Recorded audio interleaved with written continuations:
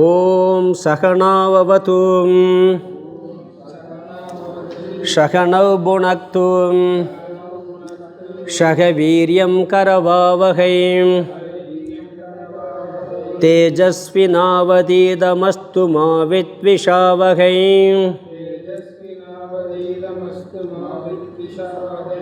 ஓம் சாந்தி சாந்தி சாந்தி.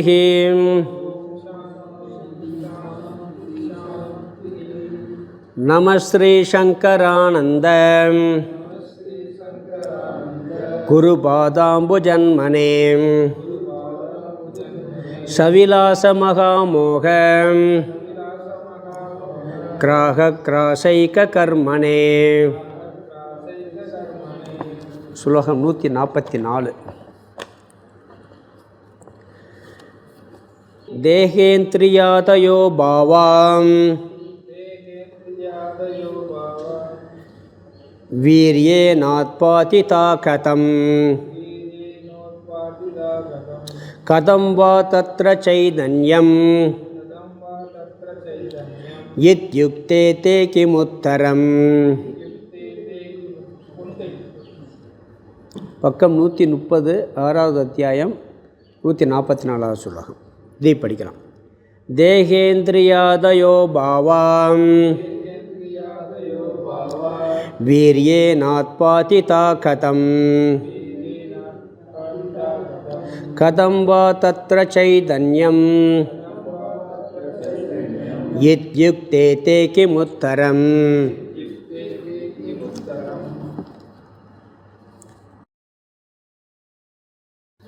பஞ்சதசி 6வது அத்தியாயம் சித்திரதீப பிரகரணம்.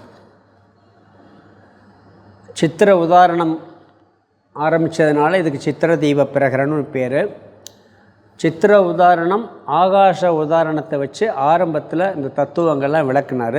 பிறகு ஜீவ விசாரத்தில் உள்ள குழப்பங்கள், மற்ற மதவாதிகள்லாம் அந்த ஜீவ விசாரத்தில் எப்படியெல்லாம் சொல்கிறாங்கன்னு சொல்லி அதெல்லாம் ஒரு 101வது ஸ்லோகம் வரைக்கும் சொன்னார். பிறகு ஈஸ்வர விசாரம் பார்த்தோம் 102லேருந்து 121 வரைக்கும். அந்த ஈஸ்வர விசாரத்தில் கடவுள் யார், ஈஸ்வரன்னா என்ன, இந்த முழுமுதற் கடவுள் யார் அப்படிங்கிறதுல யார் என்னென்னலாம் சொல்கிறாங்க, என்ன விதமான குழப்பங்கள்லாம் வந்துச்சுன்னு சொல்லி அதையும் பார்த்தோம். பிறகு இப்போ பார்த்துக்கிட்டு இருக்கிறது 122லேருந்து 152 வரைக்கும் மாயா தத்துவ விசாரம். இதுக்கு பிறகு சாதனைகள் வரும், பிறகு இந்த மற்ற மத கருத்துக்கள் வரும், பிறகு ஜீவன் முக்தி விளக்க வரும் இந்த அத்தியாயத்தில். இப்போ மாயா தத்துவ விசாரம் இது நிறையா பார்த்துக்கிட்டு இருக்கோம். இதில் மாயைங்கிறது பிரகிருதி, அதுக்கும் மாயைன்னு பேர், அஞ்ஞானத்துக்கும் மாயைன்னு பேர், ஜடம், மாயை ஒரு ஜடம். இதெல்லாம் நம்ம நிறையா விளக்கமெல்லாம் பார்த்தோம். தமோகுண ரூபமானது, ஜட ரூபமானது, மோக வசமானதெல்லாம் பார்த்தோம். பிறகு அனிர்வச்சனீயம், இது விளக்க முடியாத ஒரு தத்துவமாக இருக்கிறது. அஞ்ஞானியின் பார்வையில் அனுபவிக்கப்படுவது, சாதகர்களின் பார்வையில் விளக்க முடியாததாக இருப்பது, அனிர்வச்சனீயமாக இருப்பது. ஞானியின் பார்வையில் இல்லவே இல்லை அப்படின்னு பார்த்துருக்கோம். பிறகு 3 கோணத்தில் இதை விசாரம் பண்ணணும். உலக மக்கள் எப்படி பார்க்குறாங்க, நம்ம ஆன்மீக சாதனை பண்ணுறவங்க எப்படி பார்க்குறாங்க, அறிவுபூர்வமாக யுக்திபூர்வமாக எப்படி பார்க்குறாங்க. பிறகு சுருதியில் வேதத்தில் கடைசியாக சொல்லியிருக்கிறது துச்சம், இல்லவே இல்லை எல்லாம் சொல்லியிருக்கு. இப்படிலாம் விசாரம் பண்ணணும்னு பார்த்தோம். இந்த மாயை சிருஷ்டிக்கும் போது வருது, திருப்பி லயத்தில் ஒடுங்கி போகுது. துணியை விரித்தா படம் போல தெரியும், மடக்குனா தெரியாது அப்படிங்கிற கருத்தும் பார்த்தோம். மாயைக்கு சுதந்திரம் இல்லை, பிறகு விளங்காது, பிறகு சுதந்திரம் உண்டு. இருக்குன்னு சொல்ல முடியாது, இல்லைன்னு சொல்ல முடியாது. சுதந்திரமாக இருக்குன்னு சொல்ல முடியாது, சுதந்திரம் இல்லைன்னு சொல்ல முடியாது.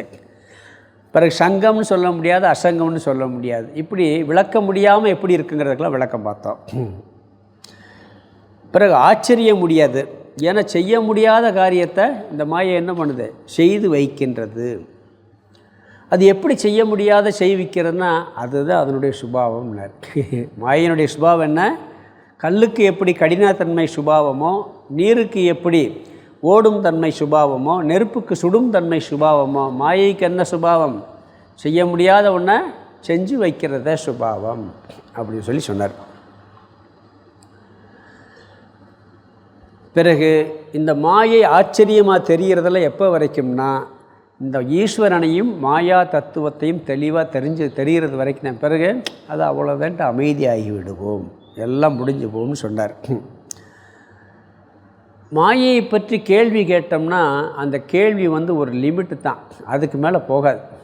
அந்த கேள்வி ஒரு இடத்துல முற்றுப்புள்ளி ஆயிரும். மாயை கேள்வி சொரூபமாக இருக்குது. அதனுடைய தன்மை என்ன? எப்படி நீருக்கு ஓடும் தன்மை மாதிரி இதுக்கு ஆச்சரியமான தன்மை எப்படி இருக்குதுன்னு சொல்கிறோமோ, அது மாதிரி இன்னொரு தன்மை என்னென்னா அதனுடைய சொரூபமே என்னென்னா கொஸ்டின் மார்க் தான். கொஸ்டின் மார்க்கை போய் கொஸ்டின் பண்ணக்கூடாது. கேள்வி கேட்கக்கூடாது. அதுக்கு பரிகாரம் தான் தேடணும். அந்த மாயையிலிருந்து நாம் எப்படி விலகிறது? இப்போதைக்கு மாட்டியிருக்கோம், சிரமமாக இருக்குது, மாயை நம்மளை தொந்தரவு பண்ணிக்கிட்டு இருக்கு, பல கஷ்டங்களை நம்மளுக்கு கொடுத்துக்கிட்டு இருக்கு.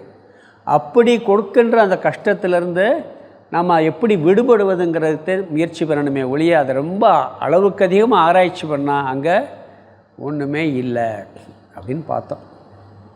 அதனால் புத்திசாலித்தனத்துடன் அதற்கு சரியான முயற்சியுடன் இந்த மாயையிலிருந்து விடுபட முயற்சி செய்ய வேண்டும். மாயையிலிருந்து விடுபட முயற்சி செய்ய வேண்டும் பார்த்தோம். எப்பயுமே எந்த ஒரு விஷயமாக இருந்தாலும் அதில் ஒரு வார்த்தை 139 பார்த்தேன், சரியான முயற்சி வேண்டும். சரியான முயற்சி இல்லைன்னு சொன்னால் தப்பாக போயிடும். ஆன்மீகத்துக்கு கூட உண்மையை அறிய வேண்டும் சொன்னால், மோட்சம் அடைய வேண்டும் சொன்னால் அதுக்கு சரியான முயற்சி வேணும். சில பேர் என்ன சொல்லுவாங்கன்னு சொன்னால், இப்போ நம்ம மோட்சத்தை அடையணும்னு சொன்னால் உண்மையான ஆர்வத்தோட முயற்சி ஏதாவது ஒரு வழியில் பண்ணோம்னா கடவுள் என்ன பண்ணுவார்? அந்த வழி கொண்டு போயிடுவார். சில பேர் பக்தி யோகமே போதும், ஞான யோகமே, பக்தியே உன்னை கடவுள்கிட்ட கொண்டு போய் சேர்த்துரும், கர்மயோகம் பண்ணாலே சேர்த்துரும் சொல்லுவாங்க.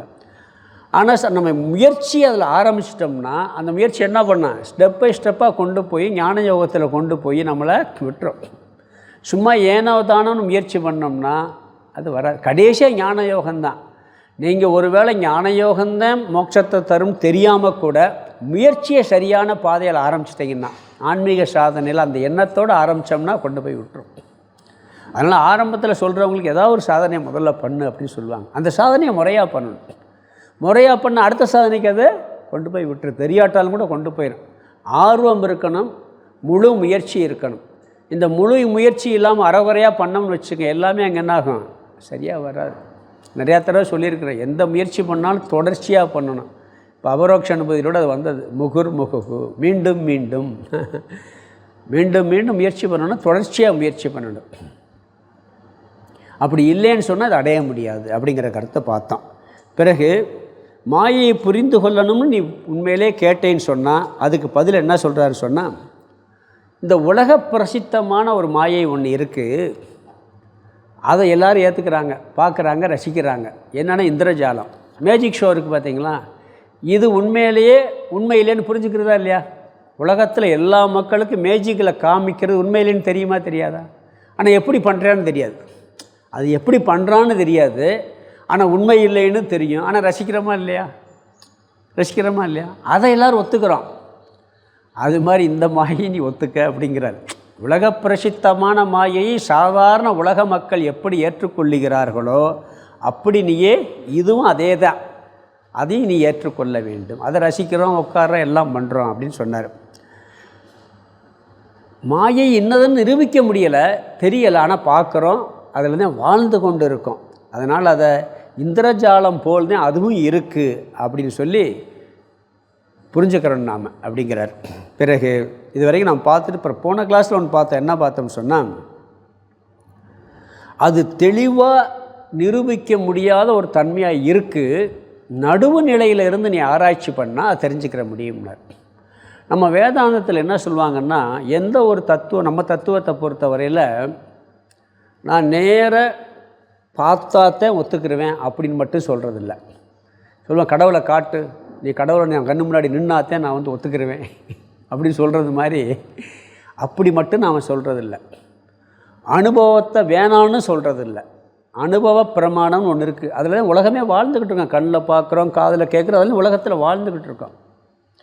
அதுக்கு பிறகு அனுபவமாக இருந்தாலும் கூட புத்தியும் கொஞ்சம் வேலை செய்யுது, ஆராய்ச்சி பண்ணுது. சிலதை வந்து கண்ணில் பார்க்குறோம், ஆனால் இதுக்கு அனுபவத்தில் இருக்குது, ஆனால் அது உண்மை இல்லைன்னு தெரிஞ்சுக்கிறோம்ல. காணல் நீரை பார்க்குறோம், கண்ணில் தெரிஞ்சாலும் என்ன பண்ணுறோம், அது உண்மை இல்லைன்னு புரிஞ்சுக்கிறோம்.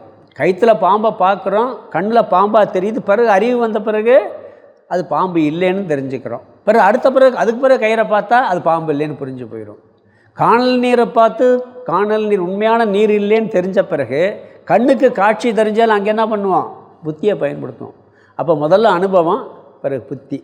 அதுக்கு பிறகு என்ன பண்ணுவோம்னா சாஸ்திரம் இருக்குது. சாஸ்திரத்தை சொல்கிறதையும் நம்ம ஏற்றுக்குருவோம். இந்த மூணையும் எங்கே எப்படி பயன்படுத்தணுமோ அப்படி பயன்படுத்தினாத்தே தெளிவாக புரிஞ்சுக்கிற முடியும். சாஸ்திரம் எல்லாம் பொய்ன்னு சொல்லுதுன்னு நான் சொன்னேன்ல, நேராக போய் செவத்தில் போய் இதெல்லாம் பொய்ன்னு போய் நேரப்படனா முட்டத்தையும் செய்யும். செவரு பொய்ன்னா இந்த உடம்பும் பொய் தாங்கிறத முதல்ல புரியணும். அறகுறையான ஞானம் அதெல்லாம். செவர் எல்லாமே பொய்ன்னு சொல்லியிருக்கு, அப்போ இதெல்லாம் மாயின்னு சொல்லிட்டு நேரம் நடந்து போனால் என்ன ஆகும், முட்டும். இன்னொரு புத்தி இல்லை, அது பொய்னா இதுவும் பொய்ன்னு தெரிஞ்சுக்கிறோம்ல. அப்போ அப்படி அறகுறையாக பார்க்கக்கூடாது. எங்கே அனுபவத்தை பயன்படுத்தணுமோ அங்கே அனுபவத்தை பயன்படுத்தணும், எங்கே புத்தியை பயன்படுத்தணுமோ அங்கே புத்தியை பயன்படுத்தணும், எங்கே சாஸ்திர ஞானமோ அதை பயன்படுத்தணும். இந்த மூன்றுக்கும் இந்த வேதாந்த கருத்து ஒத்து வருது. நாம் வந்து சும்மா ஏதோ வேதம் சொல்லியிருக்குன்னு இந்த ஆத்ம தத்துவத்தையும் இந்த மாயை சொல்கிறது இல்லை. மூணுமே இருக்குது. ஆத்மா இருக்குதுன்னு சொன்னால் வேதம் அங்கே இருக்குதுன்னு சொல்லியிருக்கு. இருக்குன்னு தெரியலைன்னு நம்ம ஆராய்ச்சி பண்ணி பார்க்கும்போது இது இருக்குங்கிற உணர்வு எனக்கு இருக்கிறது அனுபவமாக நிரூபிக்கிறோம். நாம் அது அனுபவிக்கப்படும் பொருளாக இல்லை, அனுபவமாகவே இருக்குதுன்னு சொல்லுவோம் நம்ம. அப்போ அனுபவத்தில் இருக்காது, அனுபவமாகவே இருக்காது. இப்படி ஒவ்வொன்றையும் பார்ப்போம், யுக்திபூர்வமாக பார்த்தா ஆமாம் அது இருக்குது, அதுவும் தெரியும். அப்புறம் சாஸ்திரமும் சொல்லியிருக்கு இந்த அழியாதது, பிறகு எப்போ உடல் அழிகிறது, இதெல்லாம் பார்த்து மூன்று விஷயங்களையும் நடுவு நின்று ஆராய்ந்து செய்து பார்த்தால் இந்த மாயா தத்துவம் தெளிவாக புரியும் அப்படின்னு சொன்னார். பிறகு கடைசியில் ஒன்று பார்த்தோம், எவ்வளவுதான் சாஸ்திரம் படித்தாலும் சரி, இந்த ஆராய்ச்சி பண்ணி இந்த மாயா தத்துவத்தை உலக தத்துவத்தை ஆராய்ச்சி பண்ண முடிஞ்சு போனோம்னா என்ன எங்கே போய் நிற்கும்னு சொன்னால், இதுக்கு மேலே போக முடியாதுப்பா, இது கொஸ்டின் மார்க், இதுக்கு மேலே கேள்வி கேட்டால் விடையே கிடைக்காது, ஒன்றுமே இனிமேல் புரிஞ்சுக்கிற முடியாது அப்படிங்கிற நிற்கும். அறியாமையில் போய்தான் முடிவு வரும், தெரிய முடியாது என்று தெரிந்து கொள்ள முடியும் அப்படிங்கிறார். மாயையவே நீங்கள் இந்த பிரபஞ்சம் பூரா மாயா தத்துவம் தான். சயின்ஸ் கண்டுபிடிக்க முடிஞ்சிருக்கா அன்றைக்கு வரைக்கும்? சயின்ஸ் வந்து இந்த பிரபஞ்சத்தில் எத்தனையோ ஸ்டார்ஸ் இருக்குது, எத்தனையோ கிரகங்கள் இருக்குது, எல்லாத்தையும் கண்டுபிடிக்க முடியுமா? ஒரு கிரகத்துக்கு இன்னும் மனுஷன் போகல, நல்லா ஆராய்ச்சி பண்ணி இல்லையே போயிருக்காங்களேன்னா சந்திரனுக்கு போயிருக்காங்களே. சந்திரன் வந்து தனி கிரகம் கூட கிடையாது, சந்திரன் ஒரு துணைக்கோள் தான். நம்மளுக்கு ஒரு 3 லட்சம் கிலோமீட்டர் தூரத்தில் இருக்குது, அவ்வளோதான். பக்கத்தில் இருக்கிற கிரகமே 8 கோடி தூரம். பக்கத்தில் வரும்போது செவ்வாய் கிரகம் சுக்கிரன் தான் நம்மளுக்கு ரொம்ப அருகாமையில் இருக்குது. அது பக்கத்தில் வரும்போது 8 கோடி வருது, தூரமாக போகும்போது 18 கோடி போயிடுது. சந்திரன் வந்து ஒரே டிஸ்டன்ஸில் தான் இருக்குது. இது டிஸ்டன்ஸ் மாறிக்கிட்டே இருக்கும். அதுக்கே இந்த மனுஷன் போல் ராக்கெட் போயிருக்கு, விண்கலம் போயிருக்கு. ஒரு சூரிய மண்டலத்தில் ஒரு சின்ன கோளுக்கே நாம் போகல. சூரிய மண்டலத்தை போல் கோடிக்கணக்கான சூரிய மண்டலம் இருக்குது.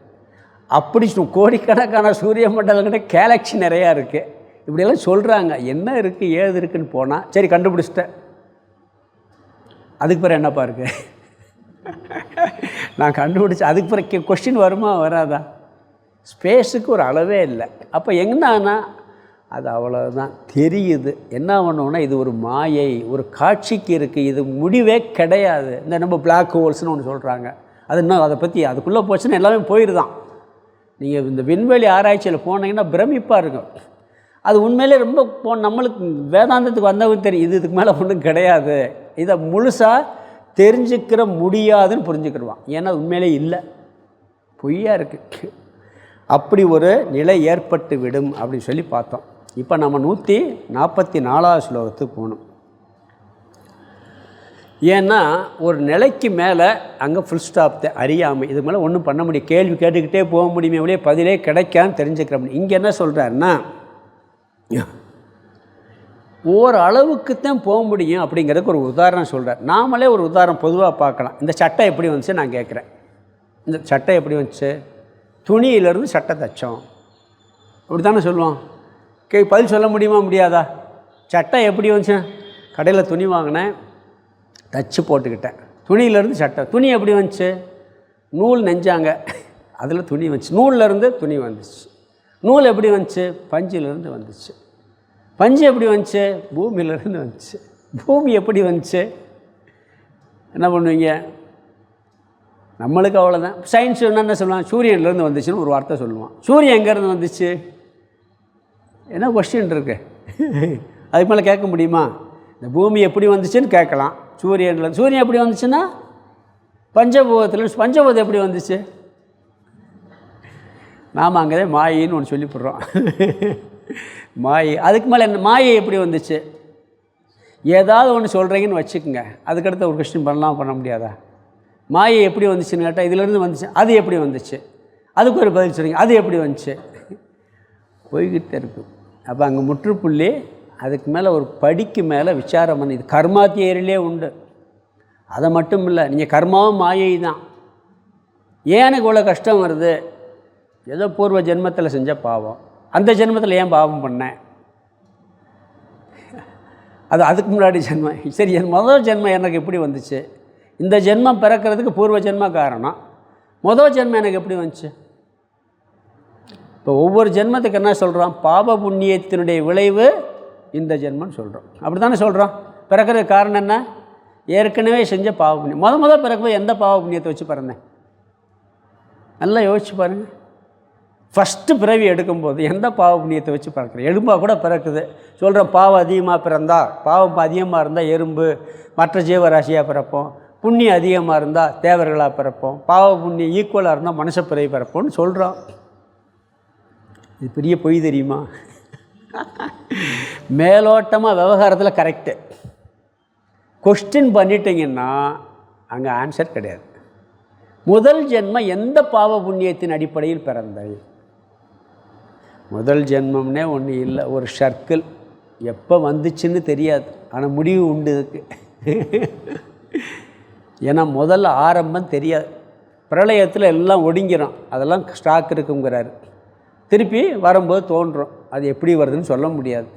ஞானம் வந்தால் அங்கே வேலையே இல்லை, அடுத்து பிறக்க மாட்டான், அவ்வளோதான். இன்னொன்று இருக்குது, ஞானம் ரொம்ப தள்ளி பிறந்துட்டு போகிறேன்றான். நான் தான் பிறக்கிறது இல்லை, உடம்பு தானே பிறக்குது, மனசு தானே பிறக்குன்ட்டு போயிடுவான். அதனால் ஒரு லிமிட்டுக்கு மேலே இதுக்கு கொஸ்டினே பண்ண முடியாது. இது சாதாரணமாக ஆன்மீக விஷயங்கள் இந்த பதிலே சொன்னாலே ஒரு மாதிரி ஆயிடும். நல்லவன் கூட கெட்டவனா மாறிடுவான். பாவ புண்ணியமெல்லாம் இல்லைன்ட்டிங்கன்னா அது புண்ணியம் இருந்ததுனால இது புரியுதுங்களா? அவ்வளோ ஒரு சூக்ஷமமான ஒரு விஷயமாக இருக்கிறதுனால அங்கே ஒன்றுமே சீரியஸ் படி வரைக்கும் தான் போக முடியும். இங்கே என்ன உதாரணம் சொல்கிறாருன்னா, உணர்வுமயமான சைதன்யத்திடமிருந்து ஜடமயமான இந்த உலகம் எப்படி தோன்றியது? ஒரு கொஸ்டின் வருது, ஒரு கேள்வி. நாம் என்ன சொல்கிறோம்? எல்லாம் பிரம்மனிடமிருந்து வந்தது சொல்கிறோம். பிரம்மன் எப்படிப்பட்டது? உணர்வுமயமானது, சைதன்ய ஸ்வரூபமானது. அதில் இருந்துட்டு ஜடம் எப்படி வரும்? களிமண் ஜடமா இல்லையா? பானை வந்திருக்கு. பானை என்னது? ஜடம். தங்கம் ஜடமா சைதன்யமா? ஜடம். நகை என்னது? ஜடம். அப்போ ஒன்றிலிருந்து ஒன்று வந்தால் அதனுடைய தன்மை தான் அதில் இருக்கணும். பிரம்மனிடமிருந்து எல்லாம் வந்தால் எல்லாமே உணர்வாக தானே இருக்கணும். பிற கல் மண்ணெல்லாம் இருக்கேன், எப்படி ஜடமான இந்த பிரபஞ்சம் வந்துச்சு? கொஸ்டின் தானே. நியாயமான கேள்வியா தப்பான கேள்வியா? காரணத்தினுடைய தன்மை காரியத்தில் இருக்கணும். தங்கம் காரணம், நகை காரியம். காரணம் ஜடமாக இருக்கும் பொழுது காரியம் ஜடமாக இருக்கும். மண் காரணம், பானை காரியம். மண் ஜடமாக இருந்தால் பானையும் ஜடமாக இருக்கிறது. ஆனால் இங்கே என்ன சொல்கிறான்? இருளிலிருந்து ஒளி வந்துச்சுன்னு சொல்ல முடியுமா? இருளிலிருந்து ஒளி வருமா? சரி, ஒளியிலிருந்து இருள் வருமா? இங்கே அப்படித்தானே சொல்கிறாரு. சைதன்யம் வந்து ஒளி மாதிரி, ஜடம் வந்து இருள் மாதிரி. இருளிலிருந்து ஒளி வந்துச்சுன்னு சொன்னால் இது என்ன ஒரு மாதிரியாக இருக்கா இல்லையா? அதெல்லாம் விளக்க முடியாது. அதாவது ஏற்கனவே ஒரு உதாரணம் சொல்லியிருக்கிறேன். அதாவது இருள் இருக்கிற இடத்துல ஒளி இருக்காது, ஒளி இருக்கிற இடத்துல இருள், ரெண்டு எதிரெதிரானது. ஆனால் எதிரெதிரானது இதிலிருந்து வந்திருக்குன்னு சொன்னால் அது எப்படி? இதுக்கு ஒரே பதில் தெரியாதுங்கிறது தான். ஒருத்தர் பெட்மார்க்ஸ் லைட்டை தூக்கிட்டு போய் அப்போல்லாம் அந்த கரண்ட்டு இல்லாத நேரம் ஒரு ஃபங்க்ஷன் நடந்தால் பெட்ரோமார்க்ஸ் லைட் வச்சுருப்பாங்க, பார்த்துருக்கீங்களா? அதை என்ன பண்ணிருக்கு, வீட்டு வேலைக்காரர் முதலாளி சொல்லியிருக்காரு வேலைக்காரன்ட்ட, நீ போய் எங்கே இருட்டு இருக்கோ அங்கே போய் வச்சுட்டு வாடான்ட்டாரான். இவன் சுற்றி சுற்றி சுற்றி பார்த்துருக்கான். ஐயா ஒரு இடத்துல கூட இருட்டு இல்லைன்னு திருப்பி வச்சுட்டான். அது தூக்கிட்டு போனால் எங்கே இருட்டு இருக்கும்? அந்த லைட்டை தலையில் அவன் தூக்கிட்டு போனான். இருட்டை பார்க்க முடியுமா? வெளிச்சம் இருந்தால் இருட்டு போயிடும், இருட்டு இருக்காது. இருட்டு இருந்தால் வெளிச்சம் இருக்காது. அப்போ எதிரெதிரானது. அது மாதிரி இது எதிரெதிரானதுலேருந்து சைதன்யத்திலிருந்து எப்படி ஜடமான உலகம் வந்துச்சுன்னு சொன்னால் வந்திருக்கு. எப்படி வந்துச்சுன்னு தெரியாது. எப்படி இருக்கு பாருங்க, தெரியாதுங்கிறதே பதிலாக இருக்கு. ஒருவேளை ஏன்னா எல்லாத்துக்கும் ஆதாரம் பிரம்மன், ஆத்மா, சைதன்யம் சொல்கிறோம். அப்படி ஆதாரமான தத்துவத்திலிருந்து நகைக்கு எல்லாம் ஆதாரம்னா தங்கம் தான். ஆனால் தங்கமும் ஜடம், நகையும் ஜடம். ஆனால் இங்கே அப்படி இல்லை, உல்ட்டாவாக இருக்குது. சைதன்யம் உணர்வு மயமாக இருக்குது, ஆதார தத்துவம். அதுலேருந்து வந்ததுக்குள்ள உணர்வு இருக்குது, ஜடமும் இருக்குது. உணர்வு இருக்குன்னா ஒத்துக்கலாம், ஜடம் எப்படி வந்துச்சு?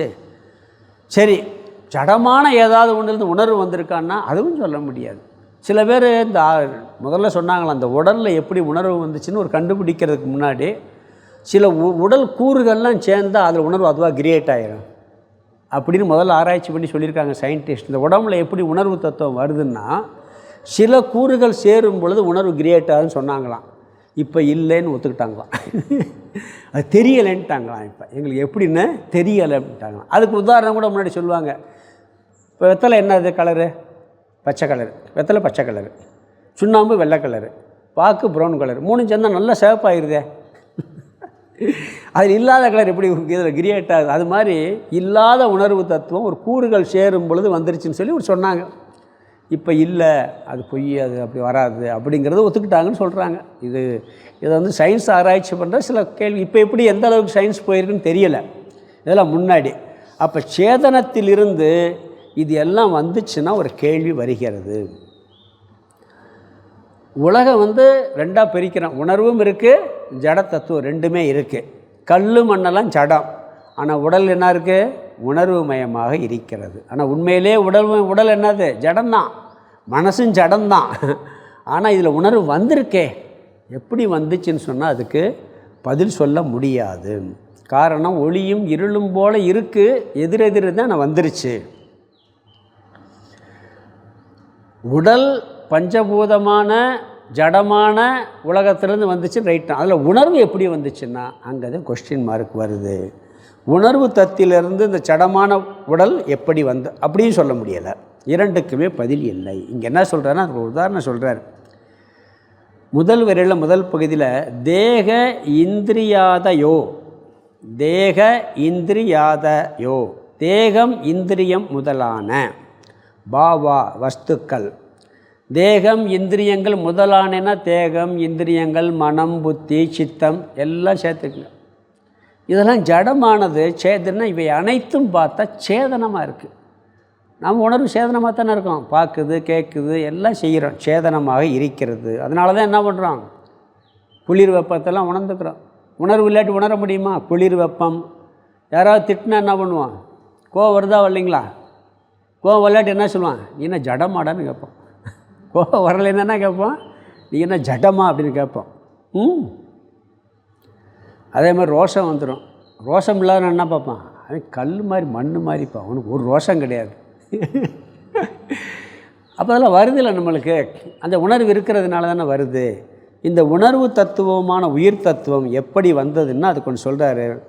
வீரியேன கதம் உத்பாதிதாக, வீரியேன உத்பாதிதாக கதம், அதாவது வீரியத்திடமிருந்து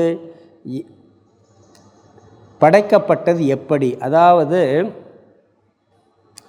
தந்தையிடம் இருக்கின்ற வீரியத்திடமிருந்து இந்த உணர்வு படைக்கப்பட்டது. எப்படி படைக்கப்பட்டது? என்ன சொல்கிறாரு சொன்னால், வீரியம் ஜடம்ங்கிறார், ஜடமான தத்துவம். அதிலிருந்து சேதனமான மனம், உடல், இந்திரியம் எப்படி உருவானது, இந்த உணர்வு தத்துவம் உருவானது எப்படி அப்படின்னு கேட்குறார். இதுக்கு அடுத்த ஸ்லோகத்தில் இன்னும் கொஞ்சம் விரிவாக விளக்குறார். அதையும் பார்க்க போகிறோம் நம்ம. கதம் வா தத்திர சைதன்யம், இவைகளிடத்தில், இந்திரியம், தேகம் முதலான இவைகளிடத்தில் எப்படி சைதன்ய தத்துவம் வந்தது? இத்யுக்தக கிம் உத்தரம் தே, ரெண்டாவது பகுதி என்று கேட்டால் உன்னிடத்தில் என்ன பதில் இருக்கிறது? பூர்வபக்ஷியை பார்த்து கேட்குறான். ஜடமான இந்த தத்துவத்திலிருந்து எப்படி உணர்வுமயமான இதெல்லாம் வந்தது அப்படின்னு சொன்னால் கேட்டால் உன்னால் பதில் சொல்ல முடியாது. அவன் ஒருவேளை பதில் சொல்கிறான்னு வச்சுக்கங்களேன், அதுக்கு பிறகு ஒரு கேள்வி கேட்குறாரு. உன்னால் பதில் சொல்ல முடியாது, நீ அதுக்கு மேலே நீ பதில் சொன்னாலும் நான் திருப்பி கேள்வி கேட்டேன்னா கடைசியாக அறியாமை தான் உன் முன்னால் வந்து நிற்கும் அப்படிங்கிறார். இங்கே உதாரணம் என்ன? சடமான ஒரு தத்துவத்திடமிருந்து எப்படி இந்த உணர்வுமயமானது உருவானது, வீரியத்திடமிருந்து எப்படி உணர்வுமயமான இந்த உயிர் தத்துவம் உருவாகிறது அப்படின்னு சொல்கிறார். அதுக்கு நீ என்ன பதில் சொல்வேன்னு கேட்டு முடிக்கிறார். அடுத்த ஸ்லோகத்தில் நீ பதில் சொன்னேன்னா, நீ இந்த மாதிரி ஒரு பதில் சொன்னால் அதுக்கு என்ன பதில்ங்கிற சொல்ல போகிறார். இங்கே ஜட தத்துவம், அதிலிருந்து உயிர் தத்துவம் வருது, அதுக்கு பதிலே சொல்ல முடியாது. அப்படி தான் மாயை இருக்குது. அதுக்கு பதில் சொல்ல முடியாதா இருக்குங்கிறதுக்கு ஒரு கேள்வி பதில் சொல்கிறாரு. மாயை பதில் சொல்ல முடியாததாக இருக்கிறதுங்கிறதுக்கு ஒரு உதாரணம் சொல்லுகின்றார். அதுக்கு என்ன பண்ணுறார்? சடத்தையும் சேதனத்தையும் எடுத்துக்கிட்டு அதுக்கு ஒரு உதாரணத்தை சொல்லி இங்கே சொல்கிறார். ஸ்லோகத்துக்கு அர்த்தத்தை பார்த்துடலாம். தேக இந்திரியாயோ பாவா, தேகம், இந்திரியாதயோ, இந்திரியம் முதலான, இந்திரிய ஆதையோ, முதலானன்னு எல்லாம் சேர்த்துக்கிறோம். நம்ம மனம், புத்தி எல்லாம் சேர்த்துக்கிறலாம். அதுக்கெல்லாம் உணர்வு இருக்கே, மனசுக்கெல்லாம் உணர்வு இருக்கே. இந்திரியம் முதலான பாவா வஸ்துக்கள் அல்லது தத்துவங்கள் அதில் என்ன வீரியேனாத் பாதிதா கதம் இருக்குது. அதை பிரிச்சம் சொன்னால் வீரியத்தினால், தந்தையிடம் இருக்கின்ற வீரியத்தினால், கதம் எப்படி, கடைசி வார்த்தை கதம், உத்பாதிதாக உண்டாக்கப்பட்டது, படைக்கப்பட்டது. அதாவது தேகம் முதலிய உணர்வு தத்துவங்கள் தந்தையிடம் இருக்கின்ற வீரியத்தினால் எப்படி படைக்கப்பட்டது, உண்டாக்கப்பட்டது. ரெண்டாவது வரி, கதம்பா தத்ர சைதன்யமித்யுக்தே, தத்ர இவைகளிடத்தில், இந்த தேகம் முதலியவைகளிடத்தில், சைதன்யம் இந்த உணர்வு தத்துவம், கதம்பா முதல் வார்த்தை கதம்பா எப்படி வந்தது, இவைகளிடத்தில் இந்த உணர்வு தத்துவம் எப்படி வந்தது. அடுத்து உக்தே, இதி உக்தே என்று கேட்டால், என்று நீ கேட்டால், தே உன்னிடத்தில், கிம் உத்தரம் என்ன பதில் இருக்கிறது, இதுக்கு நீ பதில் சொல்ல முடியாது அப்படின்னு சொல்லி கொஸ்டினோட முடிக்கிறார். இங்கே என்னன்னு சொன்னால், வீரியத்தினால தேகம் இந்திரியங்கள் எல்லாம் எப்படி உருவாகுது அப்படின்னு கேட்டோம், சேதனமெல்லாம் எப்படி வந்துச்சுன்னு கேட்டால் அவனால் பதில் சொல்ல முடியாது அப்படின்னு முடிக்கிறார். அடுத்ததில் நீ பதில் இப்படி சொன்னால் அப்படிங்கிறது அடுத்த ஸ்லோகத்தில் இன்னும் அதுக்கு விளக்க போகிறார், அங்கே பார்க்கலாம். இந்த ஸ்லோகத்தினுடைய அர்த்தம், தேகம் இந்திரியம் முதலான தத்துவங்கள் வீரியத்தினால் எப்படி உண்டாக்கப்பட்டது, படைக்கப்பட்டது, இவைகளிடத்தில், அதாவது தேகம் முதலியவைகளிடத்தில் உணர்வு தத்துவம் எப்படி வந்தது என்று கேட்டால் உன்னிடத்தில் என்ன பதில் இருக்கிறது அப்படின்னு சொல்லி முடிக்கிறாரு. அடுத்து 145 இன்னும் அதை மேலும் விளக்கிறார். ஸ்லோகம் 145 படிக்கலாம். வீரியஸ் ஐஷஸ்வபாவஸ்சேத்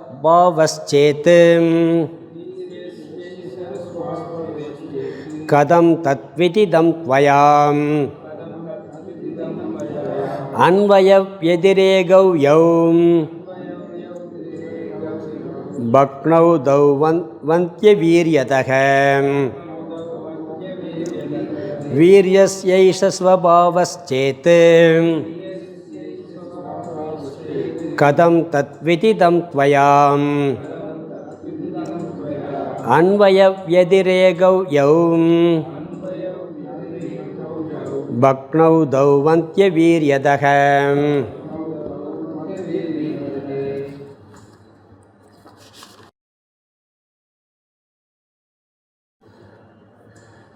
எப்படி இந்த உடலில் இருக்கக்கூடிய இந்திரியங்கள் இருக்கிற உணர்வுமயமான இதெல்லாம் உருவானதுன்னு உன்னால் சொல்ல முடியாதுன்னு கேட்டார் வீரியத்தினால். இங்கே நீ ஒரு வேளை பதில் சொல்லலாம், அது இயற்கையாக வருது, அது அதனுடைய தன்மை சுபாவம்ப்பா, வீரியத்திலேருந்து வர ஒரு சுபாவம், அது அதனுடைய தன்மை. நீ ஒரு வேளை பதில் சொன்னால் அந்த பதில் சரி வராது, காரண காரிய சம்பந்தம் வராதுன்னு ப்ரூவ் பண்ணுறார். அதுக்கு என்னென்னா அன்வய எதிரேக நியாயம்னு ஒரு நியாயம் இருக்குது. அந்த நியாயம் வச்சுத்தான் நம்ம தர்க்க ரீதியாக புத்திபூர்வம் நிரூபணம் பண்ணுவோம்.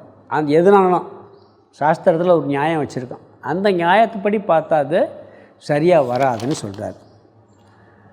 இங்கே கேள்விக்கு பதில் சொல்கிறவன் யாருன்னா ஸ்வாபவாதி, அதாவது புத்தி கொஞ்சம் அடமானம் வச்சவன், புத்தியெல்லாம் கொஞ்சம் இல்லாதவன் வச்சுக்கங்களேன், முட்டாளுங்கிறார். அதாவது கேள்வி கேட்டு ஒன்றும் பதில் சொல்லலைன்னு, அது இயற்கையாக வந்துருச்சுப்பா, அது சுபாவமாக இருக்குப்பா அப்படின்னு சொல்லிட்டா பிற கேள்வி கேட்பீங்களா? யோசிக்காமல் சொல்கிறதுன்னு இதான் பதில். சொல்கிறோமா இல்லைங்களா? நேச்சர்ப்பா, அது அவனுடைய நேச்சர். இப்போ ஒருத்தன் ரொம்ப திட்டிக்கிட்டு எப்போ பார்த்தாலும் கோச்சிக்கிட்டே இருக்கிறாரு, அவரை ஒன்றுமே உங்களால் பண்ண முடியலை, புரியுதுங்களா? ஒன்றுமே அவரை ஒன்றும் சொல்ல முடியலை. என்னப்பா அவனை சரி பண்ண முடியலன்னு, அவன் சுபாவப்பா விடுப்பா, சரி உங்களை வைக்கிறான், ஒரு கலெக்டர் போய் அதே மாதிரி கோவிக்க முடியுமா? திருப்பி சுபாவம் நீ சொல்லி டக்குன்னு முடிச்சிடுற, ஆனால் சுபாவம் இல்லை, அது நீ என்ன பண்ணுற, அவனை சரி பண்ண முடியாது, அது சுபாவம் இயற்கைப்பா விட்டுருப்பான்னு ஒரு வார்த்தைக்கு சொல்கிறான். சரி என்னை வைக்கிறான், கலெக்டர் வைவானா, ஏன்ட்ட கோபிக்கிறான், கலெக்டர் கோபிப்பான்னு என்ன பதில் சொல்லுவீங்க? இங்கே வர வழி இல்லை, இயற்கைப்பா விடுப்பான்னு சொல்கிறான். பதில் சொல்ல முடியாத இடத்துல என்ன பண்ணுறதுன்னா சுபாவம் இயற்கைங்கிற ஒரு தன்மையை சொல்கிறான். அப்படி நீ இப்படி ஜடத்திலேருந்து இது வர்றதுங்கிற ஒரு இயற்கைன்னு சொன்னால், வீரியத்திலேருந்து உணர்வு தத்துவம் வர்றது தன்மை சுபாவம்னு சொன்னால் நான் கொஸ்டின்லாம் பண்ணுவேன், அந்த கொஸ்டின் உன்னால் பதில் சொல்ல முடியாது அப்படிங்கிறார். என்னென்னு பார்க்கலாங்க. சடமான தன்மையுள்ளது சேதனமான தன்மையுள்ளதை எப்படி உருவாக்கும் அப்படின்னு நாம் கேட்குறோம். அவன் என்ன சொல்கிறான், அதனுடைய தன்மைன்னு சொன்னால் அது எப்படி சொல்கின்றாய், அது தர்க்க ரீதியாக அதற்கு பதிலே சொல்ல முடியாது அப்படின்னு வித்யாரண்யர் சொல்கிறார். அது என்ன சொல்கிறான்னு சொன்னால், ஒருவன் இருளிலிருந்து ஒளி வந்ததுன்னு சொல்கிறான், எப்படி முடியும், எப்படி வரும்னு கேட்டோம்னு சொன்னால் அது சுபாவம்ப்பா. சுபாவம்னு சொன்னால் என்ன வேணாலும் வரலான்னு சொல்லலாம், அது அதனுடைய சுபாவம் அப்படின்னு சொல்லிச்சா பதில் திருப்பி பதில் சொல்ல முடியாது, நம்ம அப்படியே நிற்கிறது. அதனால் என்ன பண்ணுறது, சுபாவங்கிற வார்த்தையை சொல்லிடுறது. நாஸ்தியவாதிகள் எல்லாத்தையுமே இந்த கேள்வியை கேட்டிங்கன்னா, இதெல்லாம் பெரிய யார் கடவுள் படைச்சார்னு சொன்னால் அவன் என்ன சொல்லுவான், கடவுள் படைக்கலை, அது இயற்கையிலேருந்து வந்துச்சு. என்ன சொல்லுவான், இப்போ இயற்கை எப்படி யார் படைச்சான்னு கேட்டால், பொதுவாக நாஸ்தியவாதிகள் யாரும் படைக்கலை, அது இயற்கையாக சுபாவமாக இருக்குது அப்படி தானே சொல்கிறாங்க. இயற்கையாக இருக்குன்னா அப்போ அவன் கடவுளுங்கிற வார்த்தைக்கு போல் இயற்கைங்கிற ஒரு வார்த்தையை பயன்படுத்தும், அவ்வளோதான் வித்தியாசம். அப்படி தானே பதில் சொல்லிக்கிட்டு இருக்கிறாங்க. அப்படி சொல்லும்போது என்ன பண்ண, கேள்விக்கே அதுக்கு மேலே சிந்திக்காமல் நம்ம பண்ணிடுறோம், அதுக்காக பண்ணிக்கிட்டு இருக்கான். அப்படி நீ பதில் சொல்ல முடியாது. ஏன்னு சொன்னால் இங்கே சொல்கிறாரு, வீரியஸ்ய ஏச ஸ்வபாவக சேத், வீரியத்தின் தன்மைதான் இது என்று நீ சொன்னால், வீரியம்னா இப்படித்தான் அதிலேருந்து உயிர் வந்துடும் அப்படின்னு நீ சொன்னேன்னு சொன்னால், வீரியம் ஜடம்தான், அதற்கு சேதனமான உடல் இந்திரியங்களை எல்லாம் தோற்றுவிக்கும் தன்மை இருக்கிறது என்று நீ சொன்னால், அதாவது அது இயற்கையாக வருதுன்னு சொன்னால், சுபாவம் நீ சொன்னேன்னு சொன்னால் நாம் கேட்குறோம், அந்த சுபாவம் இருக்கே அதில் அதுக்கு சுபாவம் இருக்குன்னு நீ எப்படி தெரிஞ்சுக்கிட்ட, அதுதான் அதனுடைய சுபாவங்கிறது நீ எப்படிப்பா தெரிஞ்சுக்கிட்ட, அதுதான் அது சுபாவம் நீ எப்படி தெரிஞ்சுக்கிட்டேன்னா அதுக்கு அவனால் பதில் சொல்ல முடியாது. அப்போ தர்க்க ரீதியாக ஒன்று சொல்லணும், அதாவது கதம் தத்விதிதம் துவயா, இது உன்னால் எப்படி அறியப்பட்டது, நீ எப்படி இந்த சுபாவத்தை கண்டுபிடிச்ச, இருளிலிருந்து ஒளி வந்துருச்சுன்னு ஒருத்தன் சொல்கிறான், அது எப்படி நீ கண்டுபிடிச்ச, அதுக்கு ஒரு லாஜிக் சொல்லு அப்படின்னு சொன்னால் என்ன பண்ண முடியும், லாஜிக் சொல்லணும். இங்கே என்ன சொல்கிறாருன்னு சொன்னால் காரணம் சொல்லியாகணும். இருளுக்கு ஒளியை வெளிப்படுத்தும் சுபாவம் எப்படி வந்தது என்பதற்கு ஏதாவது ஒரு நியாயம் சொல்லணும். சொல்லாமன்னா இயற்கையாக வந்துருச்சுன்னு சொன்னால் அது நம்ம லாஜிக்கில் ஒத்துக்கிறது இல்லை. நியாயம் சொல்லலைன்னு சொன்னால் எது வேணாலும் சொல்லலாம். இருளிலிருந்து ஒரு யானை வந்துருச்சுன்னு கூட சொல்லலாம், புலி வந்துருச்சுன்னு கூட சொல்லலாம், எப்படி சுபாவம்ப்பா, இருளிலேருந்து புலி வரும், இருளிலேருந்து யானை வரும் சொல்லிட்டு போயிடலாம். சுபாவம்னு ஒரே வாரத்தில் முடிச்சுட்டு போயிடலாம். அதுக்கு ஒரு காரணம் யோசித்து பதில் சொல்ல வேண்டிய அவசியம் இல்லை. சுபாவம், இயற்கை, அதனுடைய தன்மைன்னு சொல்லிட்டீங்கன்னா பதில் சொல்ல யோசிக்க வேண்டியதில்லை. அதனால் என்ன பண்ணுறோம், யோசிக்காமல் பதில் சொல்லி முடிச்சுட்டு போயிடுறாங்க. இங்கே என்ன சொல்கிறாருன்னு சொன்னால், வீரியத்திற்கு ஒரு குழந்தையை உற்பத்தி செய்வது அந்த தன்மை சுபாவம் என்பது உனக்கு எப்படி தெரியும்? அதுக்கு அந்த தன்மை இருக்குன்னு உனக்கு எப்படி தெரியும்? உன்னால் நிரூபிக்க முடியுமா அப்படின்னா உன்னால் நிரூபிக்க முடியாது. காரண காரியத்தை சொல்லித்தேன் ஆகணும். அதுக்கு ஒரு நியாயம் இருக்குது.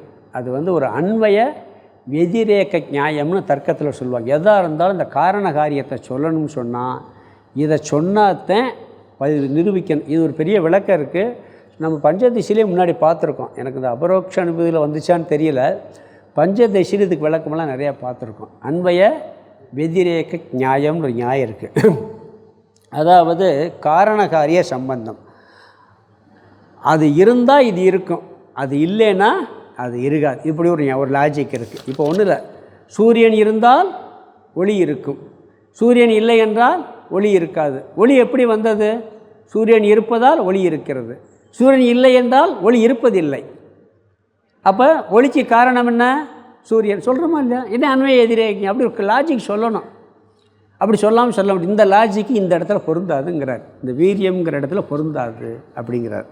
எப்படி சொல்கிறாரு சொன்னால், வீரியம் இருக்கும் இடத்தில் உயிர் தத்துவம் இருக்கும், அதனால் அது உயிரை உற்பத்தி செய்யும்னு சொன்னால், சேதனமான உடல் உற்பத்தி செய்யும் சொல்லிட்டேன்னு சொன்னால் அந்த நியாயம் பொருந்தாது. எப்படின்னு சொல்ல போகிறாருங்க.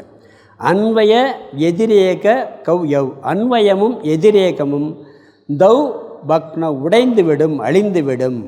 நீ சொல்கின்ற இடத்தில் அன்வய எதிரேக நியாயம் பொருந்தாது. அதாவது நீ சொல்கிற நியாயப்படி பார்த்தா எங்கெல்லாம் வீரியம் என்ற தத்துவம் இருக்கின்றதோ அங்கெல்லாம் உயிர் தத்துவம் தோன்ற வேண்டும். அதான அப்போ நியாயம். தோன்றுதா? தோன்றல. எத்தனை இடத்துல தோன்றுவது இல்லை. இது நம்ம அனுபவத்தில் பார்க்குறோம். அப்படின்னா எத்தனையோ ஜீவராசிகள் வந்துக்கிட்டே இருக்கணுமே. இருக்கிற இடத்துலாம் தோன்றது கிடையாது, வீணாகவும் இருக்காது. ஆகவே அன்வய எதிரேக நியாயம் இங்கு பொருந்தாது. அதனால் காரிய காரண சம்பந்தம் இல்லை. அதனால் நீ சொல்கிறது ஜடத்திலிருந்து சேதனம் வந்திருக்குன்னு சொல்கிறதுக்கு பதிலே கிடையாது. நீ சொல்கிற நியாயம் சொல்ல முடியாது அப்படிங்கிறார். ஆகவே இதை விளக்க முடியாதுன்னு பதில், தெரியாதுங்கிறதே பதில். அதை விட்டு போட்டு நீ ஏதாவது சொன்னேன்னா சொல்ல முடியும். ஏன்னா மாயை விளக்கம் சுருக்கமாக புரிஞ்சுக்கலாம், ரொம்ப யோசிக்க வேண்டியதில்லை. என்ன சொன்னாலும் அங்கே அதுக்கு மேலே ஒரு கொஸ்டின் பண்ணால் பதில் கிடையாதுங்கிறது தான். இந்த மாயை தத்துவத்தினுடைய பதில் என்னென்னா, என்ன பண்ணாலும் ஒரு நியாயத்துப்படி போகணும். அங்கே திருப்பி போயாச்சுன்னா என்னாகும்? அங்கே பதில் இல்லாமல் போய்விடுகிறது. அதுதான் மாயா தத்துவம்.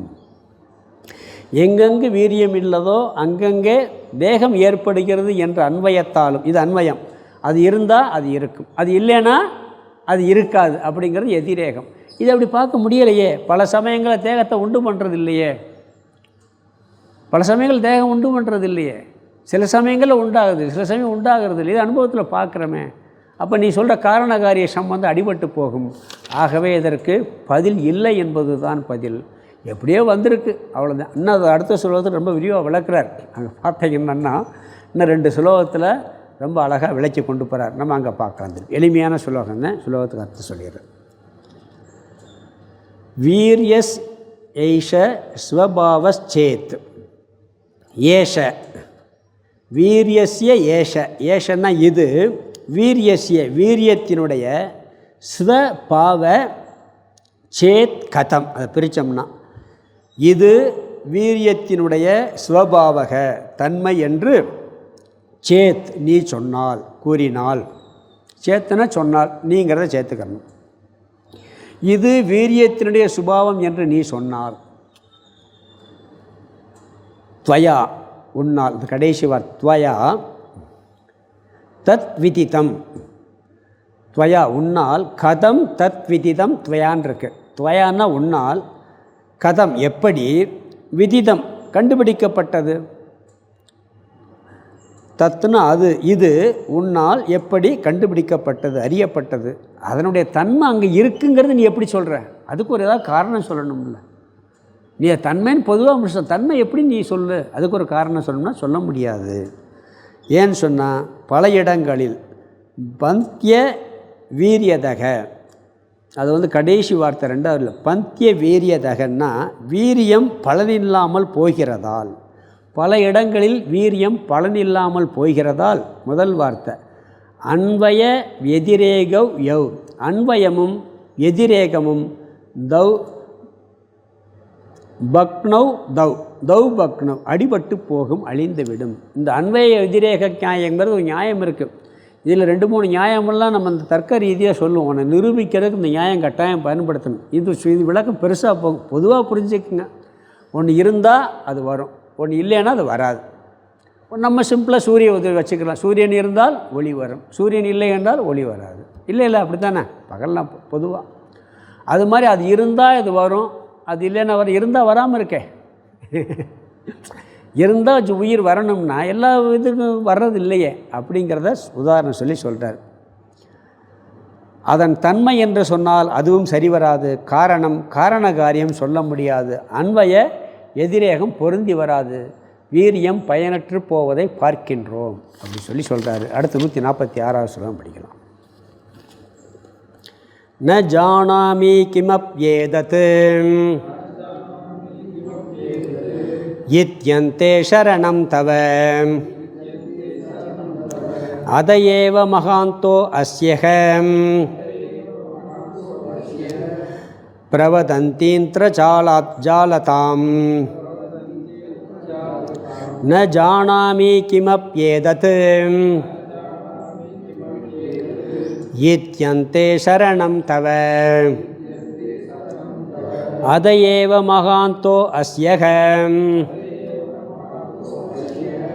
பிரவதந்தீந்திர ஜாலதாம்.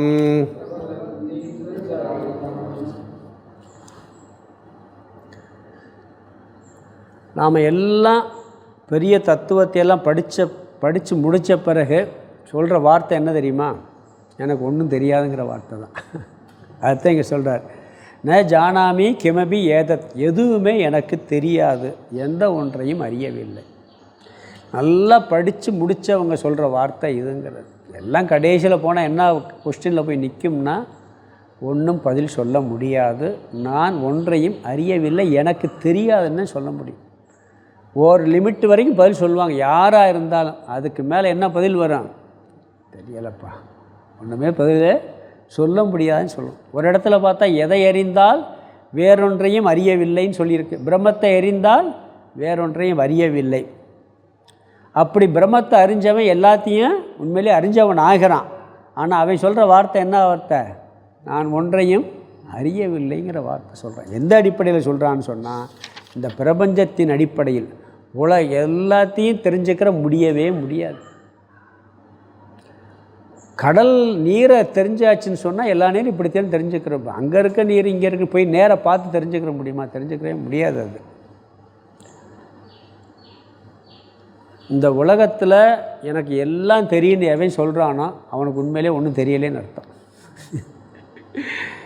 ஒன்றுமே தெரியலேங்கிறவனுக்கு எல்லாம் தெரிஞ்சிருக்குன்னு அவன்ட்டு எல்லோரும் போகிறாங்க. எல்லாம் எப்படி தெரிஞ்சுக்கிட்டான்னா, அனைத்து மித்யா என்று தெரிந்து கொண்டான். இது உண்மையிலே இல்லை, இதை போய்கிட்டு நான் எப்படி அறிகிறது? இங்கே அறிவதற்கு ஒன்றும் இல்லை. அறிந்தது அனைத்து மித்யா என்று தெரிந்து கொண்டவன். இதனால் அவனுக்கு என்ன பலன் இருக்குன்னு சொன்னால், புத்தியில் இருக்க தோஷமெல்லாம் தெளிவாயிரும். அதாவது ஒரு லிமிட்டுக்கு மேலே ஒரு கேள்வி கேட்க முடியாது. கேள்வி கேட்டாலும் பதில் வராது. வீட்டிலையே பல பிரச்சனைகள் காரணம் என்னன்னீங்கன்னா, கேள்வி மேலே கேள்வி கேட்குறது. ஒரு இடத்துல போய் ஏதோ ஒன்று கேள்வி கேட்குறேன்னு சொல்கிறார், திருப்பி நீங்கள் கொஸ்டின் பண்ணிக்கிட்டே போகிறீங்கன்னா அங்கே என்ன சண்டைதே வரும், பிரச்சனை. சில நேரம் நாசுக்காக புரிஞ்சுக்கிட்டு அது அப்படி தான் பண்ணி விட்டு பேசாமல் போயிடணும், பிரச்சனையே வராது. ஏன்னா அந்த இடத்துல பதிலுக்கு இடம் இல்லை. பதில் சொன்னாலும் திருப்பி பிரச்சனை வந்துக்கிட்டே இருக்கும். திருப்பி கேள்வியாக பதில் பிரச்சனை வந்துக்கிட்டே இருக்கும். அப்போ என்ன பண்ணுவான்? சில நேரங்கள் நாசுக்கா அவ்வளோதேன்ட்டு போயிடுவாங்க. அது மாதிரி இந்த மாயை பிரபஞ்சத்தில் என்ன கருத்து வருதுன்னு சொன்னால், கொஸ்டின் ரொம்ப அதிகமாக பண்ண முடியாத ஒரு விஷயமாக இருக்குது. ரொம்ப போய் இதை ஆராய்ச்சி பண்ணிக்கிட்டு நீ மைண்டை போட்டு குழப்பிக்கிட்டு இருக்காத, விடுபடுவதற்கு வழியை மட்டும் பாரு நீ அப்படிங்கிறத இங்கே கருத்து. புத்திசாலியாக இருந்தால் கூட ரொம்ப அறிவோடு இருக்கான்னு வச்சுங்க, அவனுக்கு புத்தியில் பற்று வந்துடும். என்னைய மாதிரி அறிவாளி யாருமே இல்லைன்ட்டு அதுலேயும் பற்று வந்துடுது. பற்றுலேருந்து விடுவதற்கு ரொம்ப புத்தியை தீட்டிட்டு கடைசியில் என்ன பண்ணுவான், அதில் பற்று வந்துடுது, புத்தியில் பற்று வந்துடுது. தெரிந்ததில் பற்றின்மை வர வேண்டும். தெரிஞ்ச விஷயம் எதுவோ அது எல்லாத்துக்கும் ஒரு விவஸ்தையே கிடையாது. நீங்கள் இந்த உலகத்தில் பிரபஞ்சத்தில் எதை தெரிஞ்சுக்கிட்டாலும் அதில் ஒரு லிமிட்டுக்கு தான், அதுக்கு மேலே அங்கே ஒரு விவஸ்தையே இருக்காது. ஆராய்ச்சி பண்ணிட்டு போயிட்டேன்னு ஒரு விவஸ்தையும் இருக்காது. அது சாஸ்வதமும் அல்ல, உண்மையும் இல்லாமல் இருக்குது. நீங்கள் பார்த்துக்கிட்டு இருக்கும்போதே அழிஞ்சு போயிடும். நம்மளுக்கு காலம் கம்மியாக இருக்கிறதுனால தெரியலை, நம்ம டைம் அப்படி இருக்கணும். எல்லாமே பார்த்துக்கிட்டு இருக்கும்போதே அழியும். சொன்னேன் இல்லை, நட்சத்திரங்கள் கண்ணில் பார்த்துக்கிட்டு இன்றைக்கி எவ்வளோ இல்லைங்கிறாங்க, கண்ணுக்கு தெரிஞ்சுக்கிட்டு இருக்குது, எத்தனையோ அழிஞ்சு போச்சுங்கிறாங்க. சாஸ்வதம் இல்லை. அதனால் அறிஞ்சாலும் கூட அது அறியாதது தான். கடைசி நிலை வரைக்கும் யாராலும் போக முடியாது அப்படிங்கிறார். அதை இங்கே சொல்கிறார், இதி அந்தே தவ சரணம். கடைசி முடிவு என்னென்னா, எனக்கு ஒன்றுமே தெரியாதுங்கிறது தான்ப்பா சரணங்கிறார். புத்தர்கிட்ட போய் என்ன கேட்டாங்க, அவர் என்ன பதில் சொன்னார்?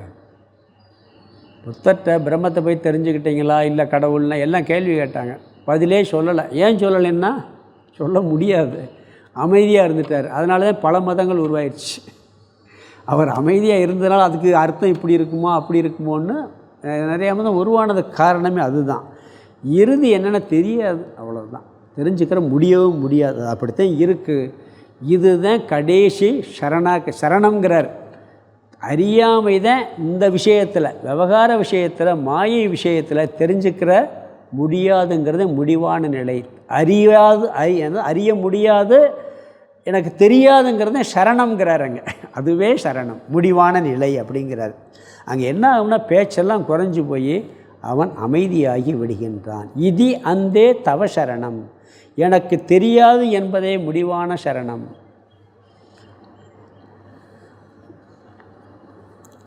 அதே நேரத்தில் ஒன்றுமே தெரிஞ்சுக்கிறாம நான் பேசாமல் உட்காந்துறேன்னு சொல்லக்கூடாது. சரி, முடியாதுன்னு தெரியாதுன்னு சொல்ல போகிறான், இப்போயே நான் தெரியறதுக்கு முயற்சி பண்ணலப்பா, பேசாமல் இருந்துக்கிறேன், எதுக்குள்ள வகுப்புக்கெல்லாம் போகணும். அதே கடைசி முடிவு என்ன, தெரியாதுன்னு சொல்ல போகிறேன், இப்போயே தெரியாதுன்னு சொல்லிட்டு போகிறேன் அப்படின்ட்டு இருந்தால் என்ன ஆகும்? அது வராது. புத்தியில் அரிப்பு நின்று தெரியாதுன்னு சொல்லணும். இந்த வேதாந்தத்தில் ஒரு பலன் சொல்லுவாங்க, ஆன்மீகத்தில் 2 பலன் சொல்லுவாங்க. தத்துவத்தை புரிஞ்சாச்சுன்னா, ஒன்று புத்தியில் அரிப்பு போகும், இன்னொன்று ஆசை போகும். புத்தியில் அரிப்போம் என்ன போகும்னா, இன்னும் அதை தெரிஞ்சுக்கிறேன் இதை தெரிஞ்சுக்கிற புத்தியே வராது. இப்போ நம்ம சொல்கிறோம்ல, உலகத்தில் நீ தெரிஞ்சுக்கிறோன்னு சொல்லி போய்கிட்டே இருக்கணும் அப்படிங்கிற புத்தி நின்று போகும். இல்லாட்டி பாருங்கள், இப்போ சயின்ஸ்லாம் ஆராய்ச்சி பண்ணிகிட்டே போகிறாங்க, இவனுக்கு வராது, ஏன்னா இது அவ்வளோதான், என்ன ஆராய்ச்சினா எண்டு கிடையாது அப்படின்ட்டு பேசாமல் இருந்துருவான். அவள் புத்தியில் அதை தெரிஞ்சுக்கிறணுங்கிற அந்த அரிப்பு போயிடும். தெரிய வேண்டியதோ அதை தெரிஞ்சுக்கிட்டான், அழியாத ஒரு தத்துவம் நிறைய தெரிஞ்சுக்கிட்டான், அதனால் தெரிஞ்சுக்கிற வேண்டுங்கிற இந்த அரிப்பு போயிடும். இன்னொன்று ஆசை போயிரும்பாங்க, அந்த ஆசை உடனே போகிறது, அரிப்பு உடனே போகும். ஞானம் நல்லா புத்தி இதெல்லாம் புரிஞ்சு ஆராய்ச்சி பண்ணியாச்சுன்னா அரிப்பு போயிடும். அதை தெரிஞ்சுக்கணும் இது தெரிஞ்சுக்கணும். அப்புறம் எதுக்கு நம்ம திருப்பி படிக்கிறோம்னு சொன்னால், அதை கொஞ்சம் நிஷ்டையாக்கிறதுக்கு படிக்கிறோம். அது மட்டும் இல்லை, வாசனைகள் இருக்குது பார்த்தீங்களா, வாசனை தான் இந்த ஆசைகளை திருப்பி தூண்டிக்கிட்டே இருக்கும். அது உடனே போகிறதில்ல, ஞான நிஷ்டையானத்தையும் போகும். எத்தனையோ ஜென்மாந்திரங்களில் உள்ள பற்று ஆசை இதெல்லாம் வாசனை ரூபத்தில் இருக்கும் பொழுது அது கொஞ்சம் நிஷ்டை தேவை இருக்குது, அது கொஞ்சம் டைம் எடுக்கும். ஆனால் அரிப்பு போயிரும்பாங்க, இவ்வளோதான் முடிஞ்சு போச்சு அப்படின்னு போயிடும். அப்போ அமைதியாகிடுவோம். இதெல்லாம் திருப்பி நம்ம கொண்டு வர்றதுக்கு காரணம் அந்த வாசனைகள்லேருந்து நீக்குவதற்கு தான். அதனால் என்ன சொல்கிறாருன்னு சொன்னால், தெரியாதுங்கிறது தான் கடைசி சரணம். இந்த உலக விஷயத்தில் அனைத்தையும் ஒரு நாளும் தெரிஞ்சுக்கிறவே முடியாது. எந்த விஷயத்தையும் தெரிஞ்சுக்க ஒரு லிமிட்டுக்கு தான். கடைசியில் இப்போ சயின்ஸ் ஆராய்ச்சி பண்ணாங்க, ஆராய்ச்சி பண்ணிவிட்டு இந்த விண்வெளி பெருசுலையும் ஆராய்ச்சி பண்ணி முடியலை, எண்டு கிடையாது. இப்போ ஒரு பொருளை ஆராய்ச்சி பண்ணால் அணு வரை கொண்டு போனாங்களா இல்லையா? அணுவை உடைக்க முடியாமல், அணுவை உடைச்சா அதுக்குள்ளே உள்ளே போனாங்க. அதுக்குள்ளே என்ன இருக்குது, ஏதோ ஒரு 3 பார்ட் இருக்குங்கிறான், எலக்ட்ரான், நியூட்ரான், புரோட்டான் இருக்குது சொல்கிறாங்களா இல்லையா? சரி, அதுக்கு பிறகு இல்லையான்னா ஏன் அதை உடைச்சா என்ன? சரி, அதில் ஒன்று கேட்குறேன், அதுக்குள்ளே இதுதான் இருக்குன்ட்டு. இப்போ அதையும் அதுக்குள்ளே உள்ளே போனேன் என்ன?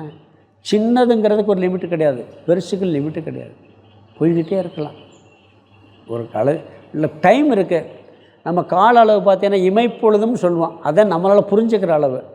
நம்ம இதில் தமிழில் ஏதோ சில கணக்கெல்லாம் சொல்கிறாங்க, அதை எத்தனையோ பங்காக பிரிக்கிறாங்க. நம்மளால் புரிஞ்சுக்கிற அளவு கன்சியூமிட்டும் நேரம்னு சொல்லுவோம். ஒரு செகண்ட் அப்படிங்கிற சொல்கிறோம் பார்த்தீங்களா, இதை விட குறுகிய நேரம் தான் கன்சியூமிட்டும். அதனால தான் இமைப்பொழுதும் என்னஞ்சில்னார் யார். அதுக்கு மேலே உள்ள நேரத்தை நம்ம புரிஞ்சுக்கிற முடியும். ஆனால் கணக்கு சொல்கிறாங்க, அதை 60 ஒன்றாக்குனா இன்ன பேர், அதை 60 ஒன்றாக்குனா இன்ன பேருன்னு சொல்லிட்டு. சரி, டைம் மேலே போடுறீங்க, எத்தனை கோடி வருஷம் கல்பம், 100 1000 கல்ப வருஷம், இப்படி 1000 கல்பம் சேர்ந்தது. அதுக்கு பிறகு எத்தனை கோடி கோடி கல்பம் போய்கிட்டே இருக்குமா இல்லையா? எண்டு இருக்கா? அங்கேயும் எண்டு இல்லை, இங்கேயும் எண்டு இல்லை. நீங்கள் கூன்னு நம்பர் ஒன்று சொல்லிடுங்க, பெரிய நம்பர்னு ஒன்று சொல்லிடுங்க பார்ப்போம். இருக்கிறதுலே பெரிய நம்பர் ஒன்று சொல்ல முடியுமா? யாராலையும் சொல்ல முடியுமா? நம்ம ஒரு பேர் வச்சுக்கிட்டோம் இன்ஃபினிட்டிவ்னு. மேத்ஸ் படித்தவங்களுக்கு தெரியும். இருக்கா இல்லையா? கூன்ன நம்பர் ஒன்று உங்களால் சொல்ல முடியுமா? கற்பனை பண்ணி பாருங்கள். இது சாதாரண விஷயம். நீங்கள் மாயையே விட்டுருவோம். இருக்கிறதுலே பெரிய நம்பர் ஒன்று சொல்லுங்கள். முடியுமா? முடியாதா? முடியாதுங்கிறதே பதில். இது புரியுதா? முடியாதுங்கிறதானே அதுக்கு பதில். சரி, குறைஞ்ச நம்பர் சொல்லிடுங்க பார்ப்போம். ஒன்றா? இல்லை, 0.00 இன்ஃபினிட்டிவ் போடலாம். குறைஞ்ச நம்பர் நம்ம 0ன்னு வச்சுக்கிட்டோம், அதை இன்ஃபினிட்டிவ்னு வச்சுக்கிட்டோம், அது 0ன்னு வச்சுக்கிட்டோம். குறைஞ்ச நம்பரும் சொல்ல முடியாது, கூண்ண நம்பரும் சொல்ல முடியாது. மேத்ஸ் படித்தவங்களுக்கு புரியும். இது புரியுதா புரியலையா சார்? புரியுதில்ல? இதவே சொல்ல முடியாதுங்கும்போது மாயை எப்படி சொல்லுவீங்க? சொல்ல முடியுமா? பதிலே சொல்ல முடியாது. அங்கே லிமிட், அதுக்கு மேலே ஒரு லிமிட் இல்லை. அது மாதிரி இங்கே என்ன சொல்கிறாருன்னா, இந்த உலக விஷயத்திலே அப்படி இருக்குது. ஆகவே தான் அதையேவ மகந்தகன அறிவுடையவர்கள் ஞானிகள் அஸ்ய பிரவதந்தி இந்திரஜாலதாம், இந்த ஜகத்தை, இந்த மாயா தத்துவத்தை ஒரு பெரிய இந்திரஜாலம் என்று கூறுகிறார்கள். இதுவே ஒரு பெரிய இந்திரஜாலமா, மேஜிக் ஷோவா. இந்த உலகமே என்னவா? ஒரு பெரிய மேஜிக் ஷோன்னு சொல்கிறாங்க. பெரிய மாயா வித்தை, மாயாவி காட்டுகின்ற மாயா வித்தை. எல்லாம் ஆச்சரியமாக இருக்குங்கிறார் இங்கே. உலகமே ஒரு மேஜிக் ஷோ அப்படின்னு ஞானிகள் சொல்லிக்கிறார். நம்ம என்ன பண்ணுறோம்? ஒரு மேஜிக் ஷோவில் பார்த்துட்டு அப்பா பிரம்மாண்டமாக ரசிக்கிறோம். பெரிய மேஜிக் எப்படி பண்ணானே தெரியலப்பா, ஆனால் ரசித்து பார்த்துட்டு வர்றான். அவர் என்ன சொல்கிறாரு? இந்த உலகத்தில் நடக்கிற ஒவ்வொரு நிகழ்ச்சிகளும் ஞானி மேஜிக் ஷோங்கிறான். அது எப்படி மேஜிக்னு அடுத்த சுலோகத்தில் விரிவாக வளர்க்குற. நீங்கள் யோசிச்சு பார்த்தீங்கன்னா நம்ம உடம்பில் நடக்கிற ஒவ்வொரு நிகழ்ச்சியும் பெரிய ஆச்சரியமாக இருக்கும், அற்புதமாக இருக்கும். காரணமே சொல்ல முடியாது. அது அடுத்த சுலோகத்தில் சொல்கிறார். ஒவ்வொரு நிகழ்ச்சி ஒரு மேஜிக் ஷோ மாதிரி நடந்துக்கிட்டு இருக்கு. இதை விடவா பெரிய ஆச்சரியம் இந்த சாதாரண மேஜிக் ஷோ? பகவான் இந்திரஜாலம் மாதிரி இந்த உலகத்தை பண்ணிக்கிட்டு இருக்கார். ஒவ்வொரு நல்லா யோசித்து பார்த்தோம்னா இது எப்படி நடக்குன்னே கண்டுபிடிக்க முடியாது. அது இப்போ அடுத்த ரொம்ப விளக்குறார், அங்கே பார்ப்போம். அதனால் என்ன பண்ணு சொல்கிறாருன்னா, எப்படி நீ 1 மணி நேரம் மேஜிக் ஷோவில் போய் ஆச்சரியமாக பார்க்குறியோ, அது மாதிரி இந்த பிராரப்த கர்மம் முடிகிறது வரைக்கும் இந்த உலகத்தை நீ மேஜிக் ஷோ மாதிரி பார்த்துட்டு போங்கிறார். இதுவே ஒரு சீரியல். அந்த சீரியல் நாம் சீரியல் பார்த்துக்கிட்டு இருக்கோம். இந்த உலகமே ஒரு மேஜிக், அதில் போய் நாம் ஒரு மேஜிக் ஷோவை பார்க்குறோம். அவர் என்ன சொல்கிறார்? இந்த உலகத்தவே நீ ஒரு மேஜிக் ஷோ மாதிரி பார்த்து உன்னுடைய பிராரப்த கர்மம் எப்படி 2 மணி நேரம் மேஜிக் ஷோ நடத்துகிறானோ, அது மாதிரி இந்த மேஜிக் ஷோவுக்கு காலம் கிடையாது. ஒருத்தருக்கு 10 வருஷம் இருக்கலாம், ஒருத்தருக்கு 100 வருஷம் இருக்கலாம், ஒருத்தருக்கு 50 வருஷம் இருக்கலாம். பிராரப்த கர்மம் தான் டைம். அந்த டைம் வரைக்கும் நீ மேஜிக் ஷோ மாதிரி பார்த்துட்டு போயிரு. அடுத்த ஸ்லோகத்தில் சொல்லுவார், கண் எப்படி பார்க்குது, அதுக்கு எப்படி இவ்வளோ ரூபம் தெரியுது, எப்படி வரும் என்னால் கண்டுபிடிச்சி சொல்லு பார்ப்போம். இதை விட மேஜிக் என்ன இருக்கும்? டாக்டர்ஸ் எல்லாம் இருக்கீங்க, ஒவ்வொரு பார்ட்டு வேலை செய்கிறத யோசித்து பார்த்தா நம்ம செய்ய முடியுமா? சொல்கிறார், கற்பத்துக்குள்ளே எப்படி ஒவ்வொன்றும் உருவாகி சொல்லிடும் பண்ணிடும். அது எப்படி கிரியேட் ஆகுது? இவ்வளவு நரம்புகள், இவ்வளவு இதுக்கெல்லாம், அதுவே ஒரு பெரிய மேஜிக்ப்பா. ஒன்றுமே பண்ண முடியாது. வந்திருக்கேன் நடந்துக்கிட்டு இருக்கு. சின்ன ஒருத்தர் ஒன்றும் பண்ண முடிய மாட்டேங்குது. இவ்வளோ பெரிய உடம்பு, இவ்வளோ அற்புதமான உடம்பு, ஒரு 4 தேள் கடிச்சுன்னு செத்து போயிடுறான், ஆப்டாகி போகுது. இது ஒவ்வொரு அடுத்த ஸ்லோகத்தில் பெரிய ஸ்லோகம் சிம்பிளாக ஒவ்வொன்றா சொல்கிறார். இதெல்லாம் விட ஆச்சரியம் உன்னை உலகத்தில் இருக்க போதா? நீ ஒவ்வொரு உலகத்துலேயும் உன்னை பார்த்தேன்னா இதுக்கு மேலே மேஜிக் ஷோ. இது உலகத்தில் காமிக்கிறதெல்லாம் மேஜிக் ஷோ தான். கடவுள் படைப்பே ஒரு மேஜிக் ஷோ தான்ட்டார். அது ஏன் எப்படின்னு சொல்லவே முடியாது, அதோட நீ நிப்பாட்டிக்கங்கிறார். அடுத்த ஸ்லோகத்தில் விரிவாக சொல்ல போகிறார். இங்கே ஸ்லோகத்துக்கு அர்த்தத்தை பார்த்துடலாம். விரிவாக என்ன ஒவ்வொரு பாட்டாக சொல்லி இதுவே ஒரு மேஜிக் ஆச்சரியம் சொல்வாருங்க. இங்கே பார்த்துடலாம், ஸ்லோகத்துக்கு அர்த்தம் பார்த்து முடிச்சிடலாம். ந ஜானாமி கிமபி ஏதத், ந ஜானாமி கிமப் ஏதத்துன்னு இருக்கு. ந ஜானாமி கிமபி ஏதத், எந்த ஒன்றையும் நான் அறியவில்லை, அதாவது எதுவுமே எனக்கு தெரியாது. இத் யந்தே, இதி அந்தே, இதி என்பதே அந்த கடைசி வார்த்தை தவ உனக்கு, அந்தே முடிவான, சரணம் முடிவான போக்கு. எதுவுமே எனக்கு தெரியாதுங்கிறத உன்னுடைய முடிவான சரணம்ங்கிறார். கடைசி முடிவு எங்கே போகும், ஒன்றும் தெரிஞ்சுக்கிற முடியாதுப்பா, எனக்கு தெரியாதுப்பாங்கிறதே முடிவான சரணம். அத ஏவ, ஆகவேதான் மகந்தோ அஸ்யக, மகந்தக ஞானிகள் அல்லது பெரியோர்கள் சான்றோர்கள், அஸ்ய இதற்கு, இந்த மாயா தத்துவத்திற்கு, இந்த உலகத்திற்கு, பிரவதந்தி இந்திரஜாலதாம், இந்திரஜாலதாம் இந்திரஜாலம் என்ற தன்மையை பிரவதந்தி கூறுகிறார்கள். எந்த ஒன்றையும் நான் அறியவில்லை அல்லது எனக்கு எதுவுமே தெரியாது என்பதே உனக்கு முடிவான போக்கு, உனக்கு முடிவான சரணம், அதுதான் முடிவான கருத்து. அதனால்தான் ஞானிகள் இந்த மாயா தத்துவத்திற்கு இந்திரஜாலம் என்ற தன்மையை கூறுகிறார்கள். இதுக்கு என்ன கூறுறாங்க, இது இந்திரஜாலம்ங்கிற, அதனுடைய சுபாவம் என்ன, இந்திரஜாலம், அதனுடைய தன்மையே இந்திரஜாலம்தான் என்று கூறுகிறார்கள். அது எப்படி இந்திரஜாலம் மாதிரி இருக்குன்னு சொல்லி அடுத்த சுலோகத்தில் ஒவ்வொன்றா சொல்ல போகிறார். குழந்தை பிறக்கிறதுலேருந்து ஒவ்வொரு உறுப்பு வேலை செய்கிறதெல்லாம் உதாரணமாக சொல்லி இது எப்படி இந்திரஜாலமாக இருக்குன்னு சொல்லி 147 சொல்லுவார். அதை நாம் அடுத்த வகுப்பில் பார்க்கலாம். ஓம் பூர்ணமத பூர்ணமிதம் பூர்ணாத் பூர்ணமுதச்யதே பூர்ணஸ்ய பூர்ணமாதாய பூர்ணமேவாவசிஷ்யதே. ஓம் சாந்தி சாந்தி சாந்தி.